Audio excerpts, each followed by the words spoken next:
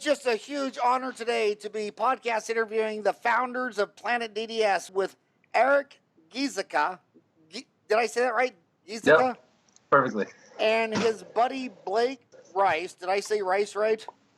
That's right. That's an easy one, though. And you're both in Costa Mesa, California. And you, so let me read the bio of you two guys first. Erick Giesecke is responsible for operations, technology, finance, customer success, and strategy at Planet DDS. Prior to joining the company, he co-founded District Line Partners, a private investment fund created to acquire and operate a single attractive business in a growing industry. He also ran One Source Water, a bottleless water cooling firm where he nearly doubled the size of the company in less than 3 years. Erick has an MBA from Harvard Business School and a BS in mechanical engineering from the University of Virginia. That's an amazing bio. Then we have Blake Rice, also in Costa Mesa, California. Blake is responsible for sales, marketing, business development, and strategy at Planet DDS. Before he joined, Blake co-founded District Line Partners, a private investment fund created to acquire and operate a single attractive business in a growing industry. He also served as an infantry officer in the U.S. Marine Corps with deployments to Iraq, Afghanistan, and worked for the U.S. State Department in Africa. Blake has an MBA from Harvard Business School and a BA from Davidson College. Blake, thank you so much for serving our country. Oh, thank you, sir. And then they brought on one of their product champions, a dentist, Orest Bauer from New York, Upper East Side Manhattan. Dr. Bauer is a native of northern New Jersey and served 8 years as a general dentist in the U.S. Navy. After leaving the Navy, he moved from the sunny shores of Naval Base Ventura County, California, to the snow of Syracuse, New York, to work for Aspen Dental. 3 months later, he was fired and decided to go it alone and opened a 2-chair practice in New York City. He's been there for the past 5 years and enjoys placing implants, making CEREC crowns, and being his own boss. Orest, thank you so much for serving 8 years in the Navy. How was that?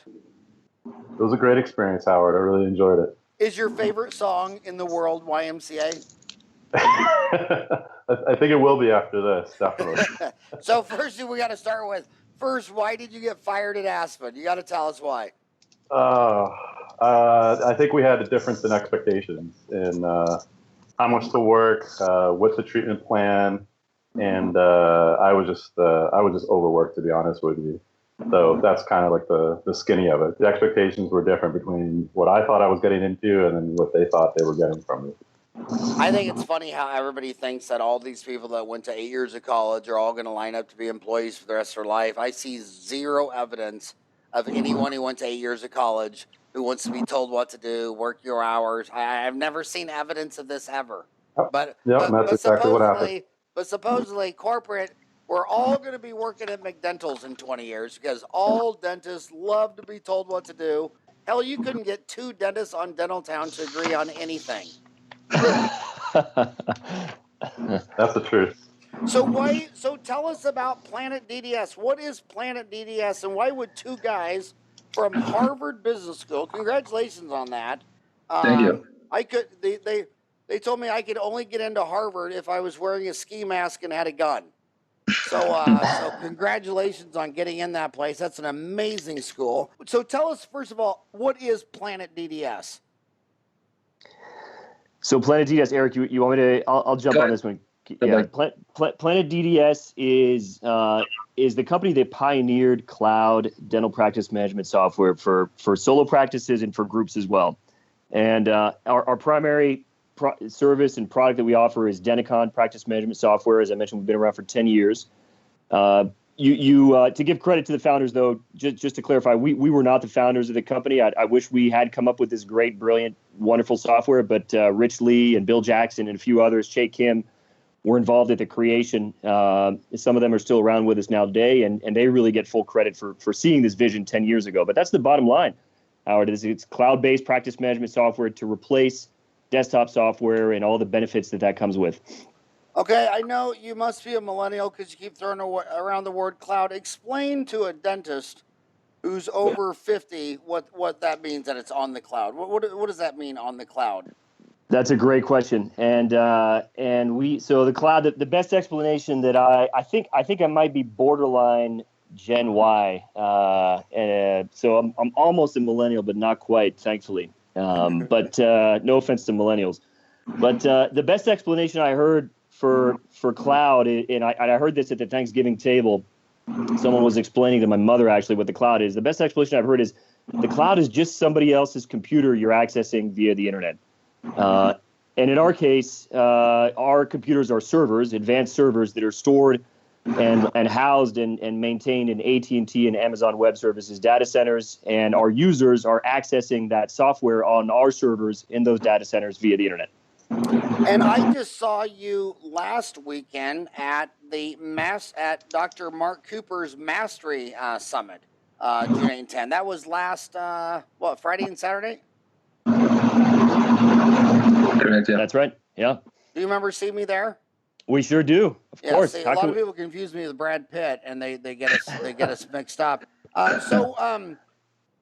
It just doesn't. I mean, I would think if I was McDonald's and have 40,000 locations, wouldn't it just be easier if all the McDonald's were on the cloud? Wouldn't that be easier for McDonald's? I mean, isn't this really the future?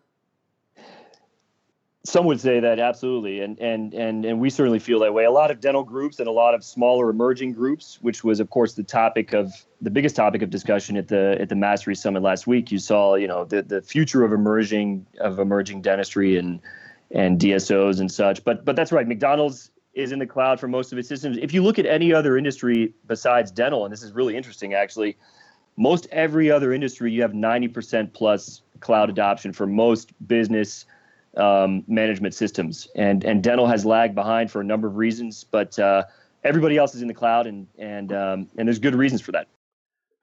Can you give any examples of businesses that dentists would know about that run on the cloud? You mentioned McDonald's. I mean, McDonald's is running all of its systems are connected via remote networks, and they use a lot of cloud enterprise management systems for HR and payroll and other things. But taking McDonald's again, I'm no McDonald's expert, so I might be speaking a little bit outside of my lane there, frankly. But you look at HIMSS Analytics, the Healthcare Information and Management Systems Society, does a survey, and they look at healthcare organizations across all verticals: veterinary, medical, dental, and others. And they found that 83% of healthcare organizations are using cloud-based solutions. So it's really quite prevalent. So most of the dentists listening to you today, they're commuting to work. Podcast is beating radio. They don't want to listen to news and politics and all that stuff. So I retweet your last Twitter, because they're driving, not taking notes. If you follow me at Howard Ferran, I just retweeted you at Planet DDS. So when you get to work, all you got to do is Twitter, and it's got their the link to their website. So who are your so you're basically the two big gorillas you have to compete against are Dentrix and Eaglesoft. So why, Orest, Bauer, you're a dentist. Orest, why did you go with Planet DDS instead of Dentrix and Eaglesoft, which probably those two combined are probably half of new sales? Absolutely. Well, the major reason is because I'm in New York City, and my office is only 539 square feet for 2 operatories. I don't even have a lab. I have a closet where I keep my sterilizer, and above it I have to hang my coat. So first off, I had no space. I really had no space to put any servers in. And so I was forced kind of by default to look for some sort of cloud solution. And secondly, I looked at those software companies, and they didn't really have as robust a choice as what Denticon offers. And so I didn't want to pay them for the license. I didn't want to pay for servers. I didn't want to have a huge IT structure in my tiny office without really getting a good bang for the buck. Now, I know some people will be like, well, you can just go with Open Dental. But my experience is I have bad luck with computers. And if something's going to go wrong, it's going to happen. But so far, I have really good luck with internet connections. Those rarely go down for me. So I was looking for something cloud-based. And at that time, about 5 years ago when I opened, there were really only 2 people in business. It was Planet DDS, and Curve was just about starting to get into the market. And Curve is another cloud-based company. I think they're out of Utah. So looking at Planet DDS, I saw who were their major customers. Well, their major customers are not solo dentists. These are large dental enterprise kind of DSOs. And so I felt that if I'm a small guy and most of their customers are bigger customers or bigger companies, then their support must be really, really good. Because if you lose one DSO and you fail to support them, then that's a huge cost, I would assume. So I wanted that security and sort of that warranty of working with a company whose major clients were larger dental practices or corporations. So that's really what it came down to for me. It was more. And who more than necessity. are the major DSOs? There's what 35 major DSOs. What major DSOs are using Planet DDS? And by the way, it seems like there's two brand names. I mean, it seems like you're branding Planet DDS, but also the Denticon. So what is that? Why do you brand Planet DDS? Is it Planet DDS Denticon, or what? Why two names? Yeah, it's a little confusing. Admittedly, we have heard that from a few folks. It's funny you mentioned that, Howard. It's really nothing more than the company name and the product name. Company name Planet DDS. Denticon is the software. And I think initially when the company was founded 10 years ago, the idea was Planet DDS is going to be a world of offerings to dental groups, and they landed on this software that's really taken off and had a huge amount of success. We've been busy with the software, and Denticon kind of became the main offering from the company. I know you were at we ran into each other at Mark Cooper's deal, which was a elite meeting just for DSOs. We've had him on the show a couple of times. What DSOs are your product champions? Sure, we've got. I mean, our biggest client, probably one of our most well-known clients, is Dental Care Alliance, and they're pushing about 300 locations out of Florida. They're easily a top 10 DSO in the U.S. Multi-specialty, multi-state. You know, they operate primarily east of the Mississippi, and the story there is actually pretty interesting because they acquired or partnered with one of our other large clients, Northeast Dental Management, Dr. Craig Abramovitz. You may have spoken to him. He's pretty well known in dental circles. And what you said, it was Dental Care Alliance. They have 300 locations out of Florida. Who's their CEO? Mitch Olin. Mitch what?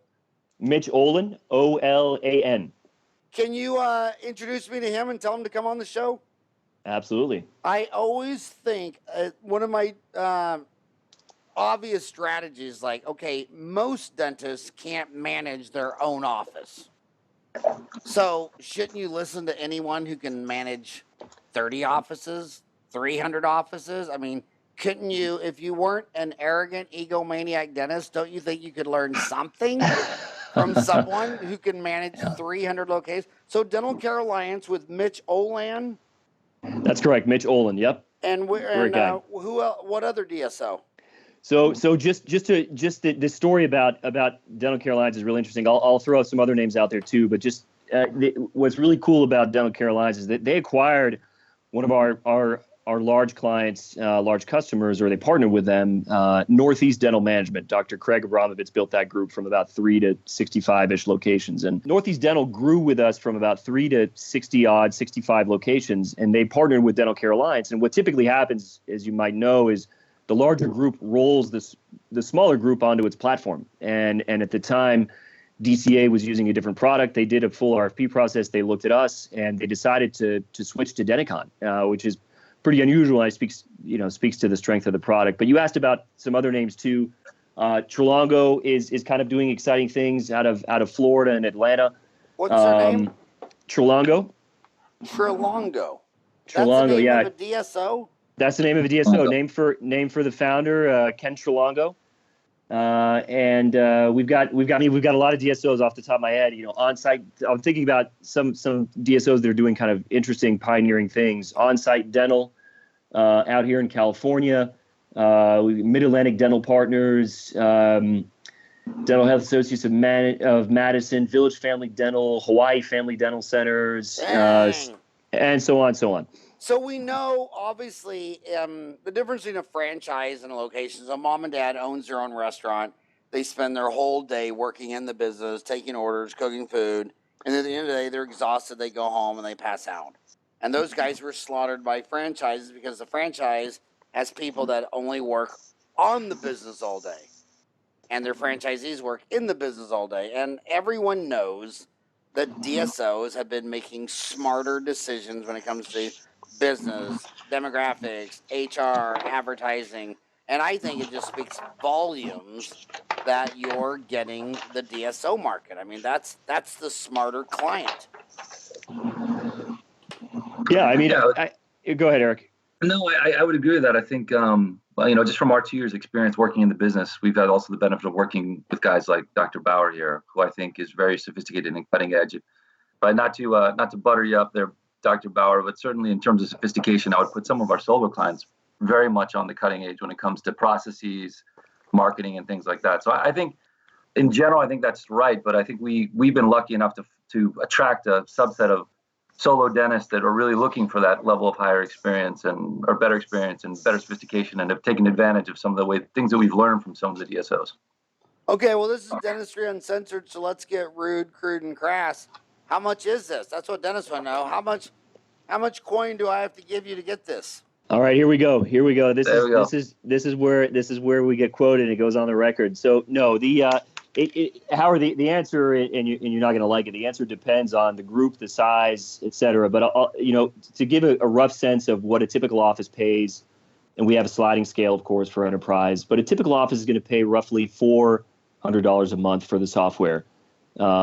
And there's some add-on services as well. And typically our groups and our smaller groups and even our solo locations have a 40% savings in total cost of ownership compared to desktop software, which is pretty powerful when you consider how much better the cloud is and how much better, more efficient you are, and the risk that you reduce from an IT perspective and a HIPAA perspective. Also, you get a lot of benefits, and it's cheaper.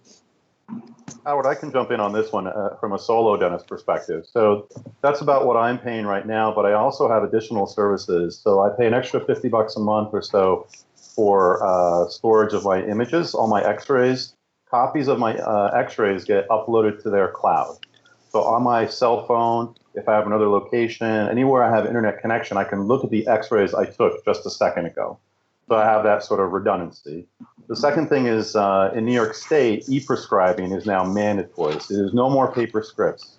So I pay an additional fee, monthly fee, I don't know, it's like $30, maybe $50 or more, so that I have an integration with a service called DoseSpot that it just goes straight to the pharmacy for the patient from Denticon. But one of the big reasons why, and I didn't mention this earlier, the big reason why I chose Denticon specifically is they're the only one in the market, Howard, that has a separate team of insurance specialists that verify and do all of my insurance work for me. So what does this mean? Well, I know that you really don't have much experience with insurance per se at your practices, but a lot of guys like me that are accepting PPO insurance, we know that every time somebody walks through the door, we have to verify that insurance. Well, why did you say I don't have experience with that? Well, I would assume like maybe you're more fee for service or no, in dude, your experience with that. No? Okay. Disrespect that. On my 5-mile radius, 1 in 4 speaks Spanish as a primary language. I'm in Phoenix. This is pure blue collar. Okay. But yeah, so then you can appreciate it. And I think it's literally insane that in 2017, you can't verify that insurance automatically. You have to call. If you don't have a human, call that insurance company. It all goes south. Howard, Denticon does it automatically. So they have an integration with the insurance companies where it automatically checks the eligibility for me.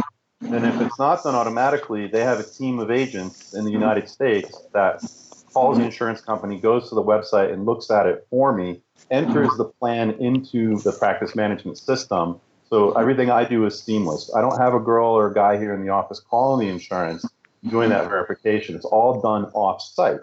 And it's really reasonably priced. It's cheaper than me hiring somebody to be in here all the time, making these calls and making mistakes.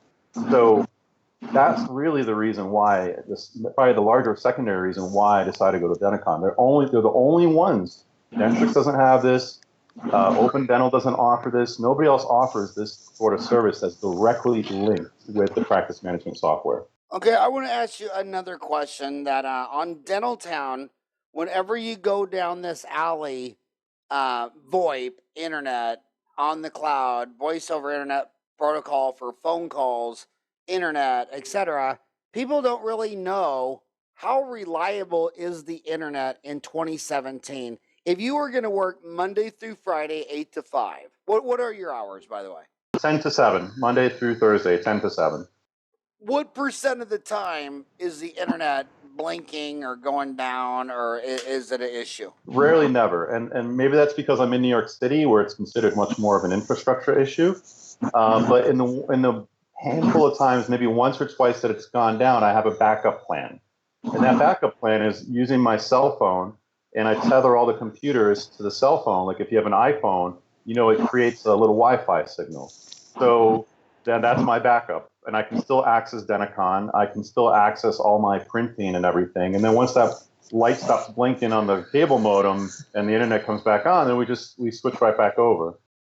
So how often does that happen? It happens once a year, and it lasts maybe 15, 20 minutes. So only once a year for 20 minutes? Yeah. And I would just say that was a sign from God that it's time to have a break in the donut room and just go eat donuts and drink chocolate milk. I'm pretty sure. So, you look at that, because that's the number one complaint. I talk to a lot of dentists, like I would never go cloud because my internet would go down.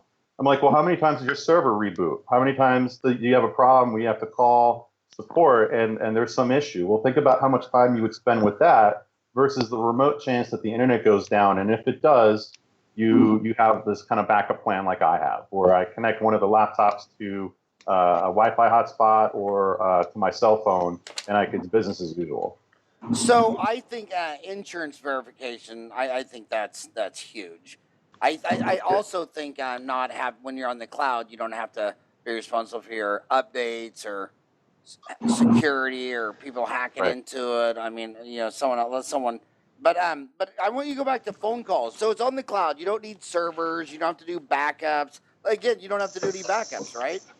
Right. There's no backup. And if I want to have my data, let's say because the way that all these systems, there's one thing that's the same with Dentrix, with Open Dental, and it's a specific type of database. It's SQL, SQL. And it takes all the values, all the information, and it stores it as what's called comma-separated values. So if I wanted to, I could back up all my Denticon data. I press a button, and overnight they send me a file that has all the raw data that I can have. So if I wanted to take that information and put it in some other program like Excel or another practice management system, let's say I wanted to take it and put it into Open Dental and into Dentrix, I can still do that. I can still line everything up. So you are correct in that I don't have to do backups, but if I wanted to, then I could do that. They do give me back my information, which is another complaint by some dentists saying, oh, it's in the cloud, you don't own the data, they take it from you. That's not true. So what's amazing is, let me tell you my darkest hour with this computer. So it was back in the 80s. No, it was the early 90s. I think it was 93, 94. And, it was the Intel 286 was my first, and it was the Intel 386. And the Pentium was the big, and my computer crashed. But it's okay because we had a backup. But I don't know the logistics of it, but we were supposed to back it up to like the C drive, and and I had set up to back up to the D drive or whatever. I was backing it up to the wrong drive, so I lost everything. Every single thing. I mean, it was no big deal. I only cried, puked, and vomited for a couple of days. And but we had to re-enter every single damn thing. And the money that cost me was because everybody that owed me money, I mean, we quit billing them for it, and they didn't call me up and say, hey, remember me? I owe you money. That call never happened. Yeah. How long did it take you to get back on your feet after that loss? After you lost all the data? I mean, it was just a week nightmare.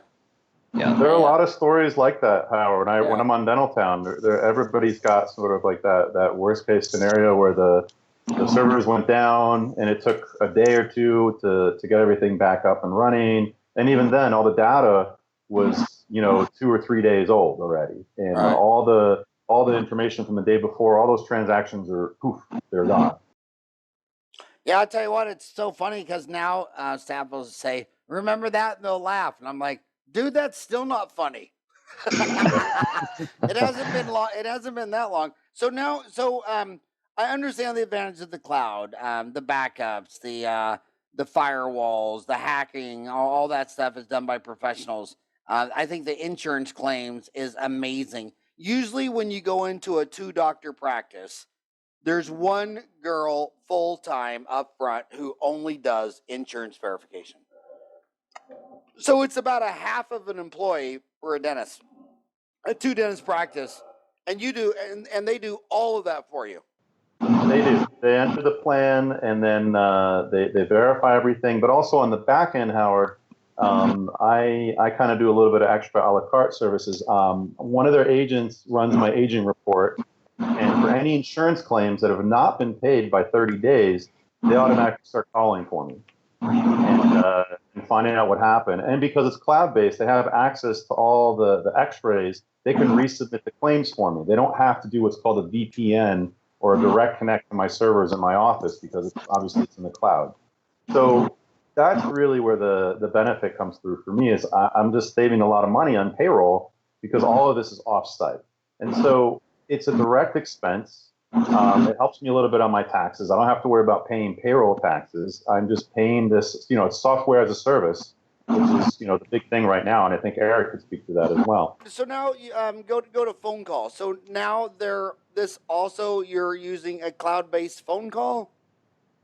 I am. Yeah, I've had really good experience. So I use like Vonage.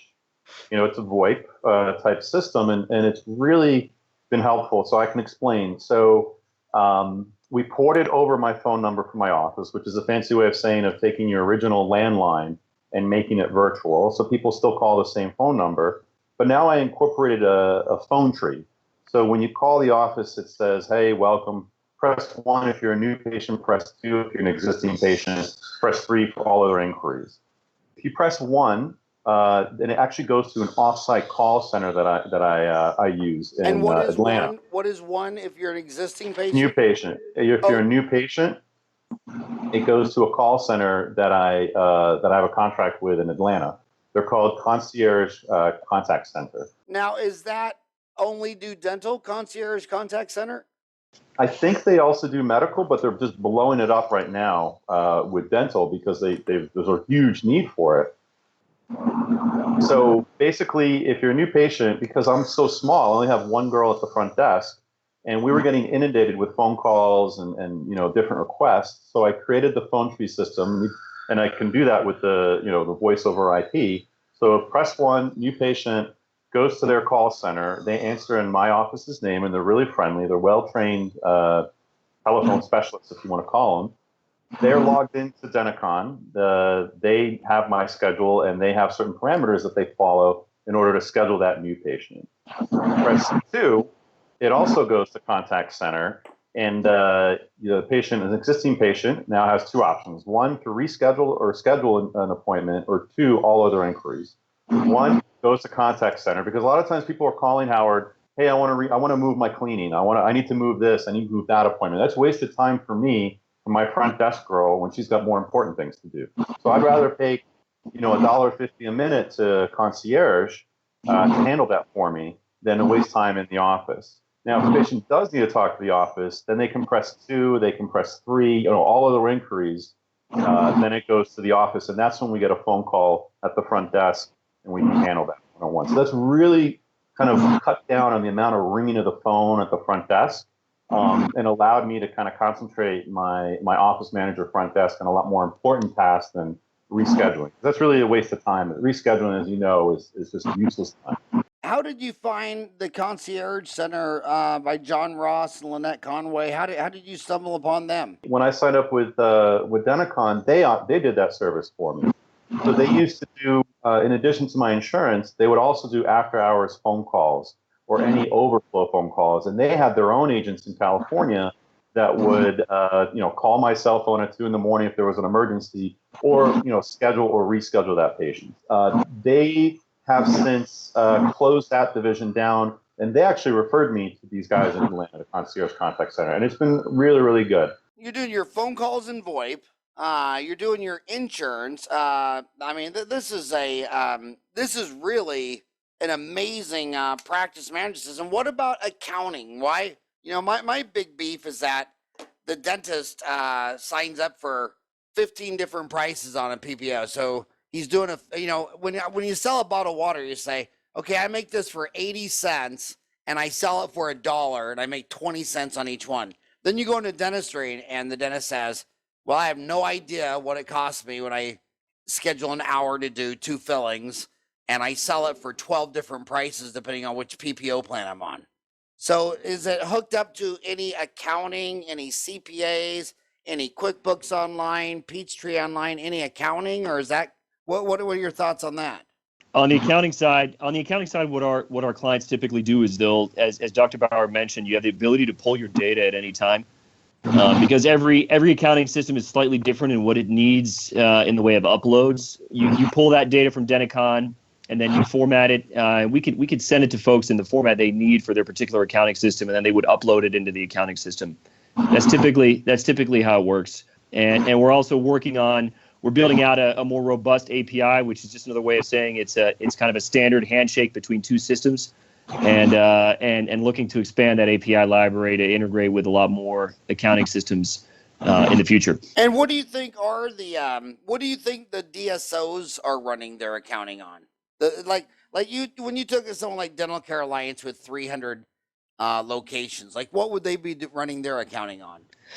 Typically they have a sort of a large scale standard ERP system where they're pulling the data from Denticon and they're massaging. And a lot of these larger DSOs have in-house staff to analyze, slice and dice, pull together reports and do things on their end, and they like to see the data kind of analyzed in a certain way, different flavors of ice cream, so to speak. And so they'll have an ERP system, and then they'll have a staff too. But not everybody can afford that. And the cool thing about Denticon, actually, earlier this year we rolled out a more robust enterprise reporting tool that allows folks to create custom reports, and that's really powerful for the solo offices and for their emerging DSOs that can't afford an in-house team of 3 people. To sit in front of a computer and pore over spreadsheets and figure out what's what. To your point earlier, Howard, about not knowing what's going on in the practice and figuring out profitability and key metrics and how to improve the overall operations of a business, which ultimately a practice is a business. It's tough because none of them integrate. I've never met one single dentist knows their costs. And they'll say, "Hey, my hygienist booked out 2 weeks in advance. You think I should get another hygienist?" And I'll say, "Hey, dude, your hygienist just finished a cleaning, exam, and bite wings. Did you make $12 or lose $12? Oh, I have no idea. Okay, so what's the question?" And if they did do a start, if someone did do it, they'd hook it up to QuickBooks Online. But again, that's grammar school stuff.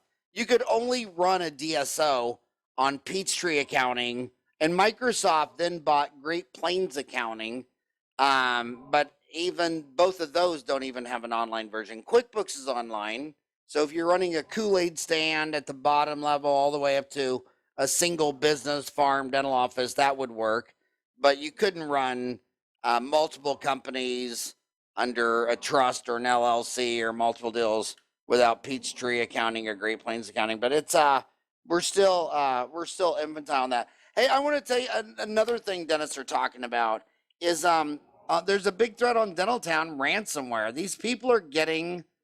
Can you explain what ransomware is? Can you explain, did the dentist do something wrong? Did they open an attachment, or did they think their buddy sent them a PDF? Or will you explain what the ransomware is, and how do you know when you shouldn't be opening up an email file? And if you're hosting my Denticon online, could you guys get ransomware and we all lose together? No, so fortunately for you would only lose locally, so to speak, and your data and the Denticon cloud would be safe because we have really advanced intrusion detection protocols, and we store all our data, as I mentioned, in AT&T and Amazon Web Services data centers. But ransomware, my understanding, and I'm not a technical guy, the way I've heard it explained is basically someone gets access to your physical computer, your laptop or your desktop, and they lock it. They essentially lock it, and all the information that's stored on that hard drive is locked until you pay them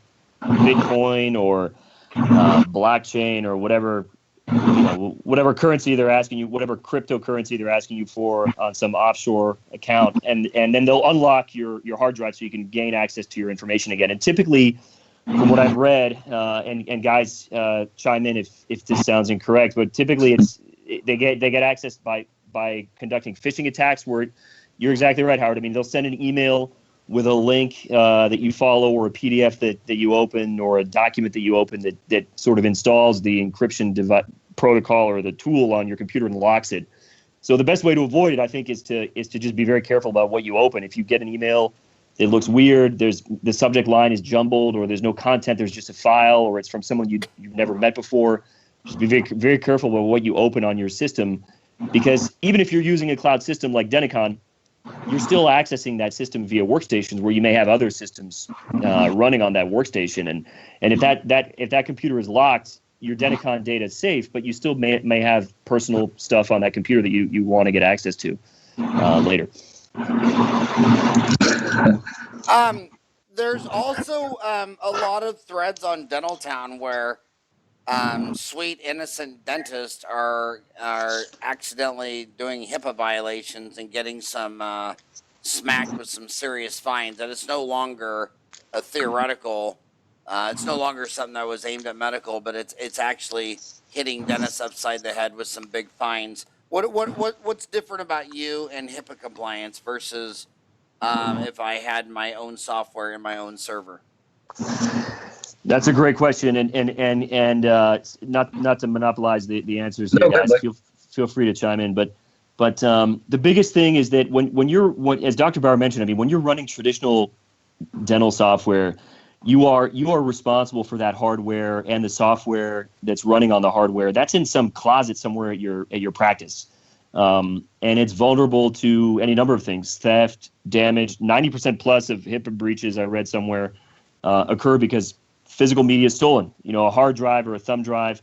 So if you are no longer hosting that information, storing it locally, you're eliminating a lot of the risk right there.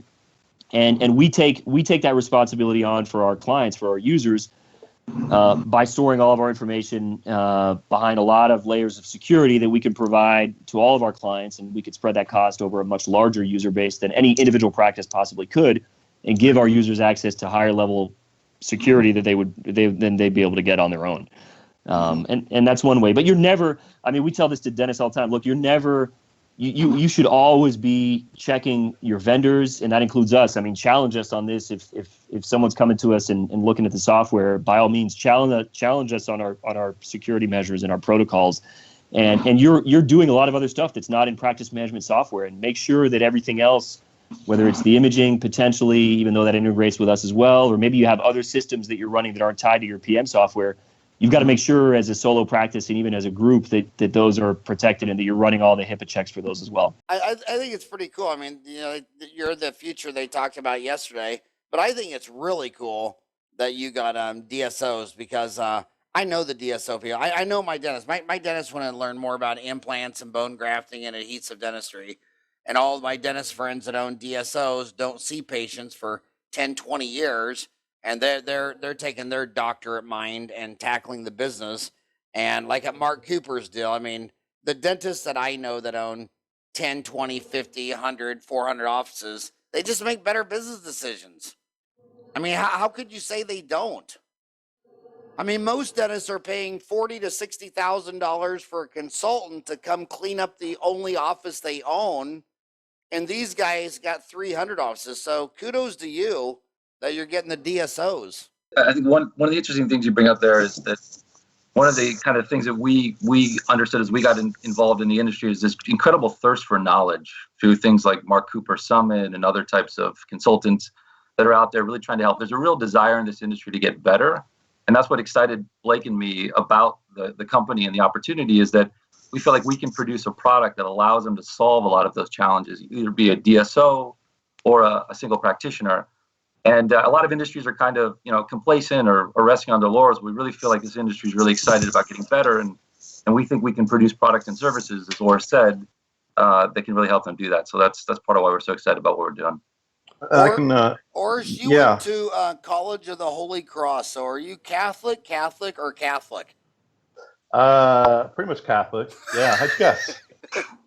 Oh my God! You could always find a Catholic school from a mile away. Only the College of the Holy Cross. That couldn't be Lutheran or Definitely Episcopalian. not. That has Definitely to be not. Catholic. So, Orest, Well, are you? How long have you been a user of this? for about 5 years now. Yeah, I opened this practice January 2nd, 2012. And so, yeah, just about a little bit over 5 years. And so I saw an amazing transition from Denticon pre Blake and Erick to now the way that it looks. And it's huge.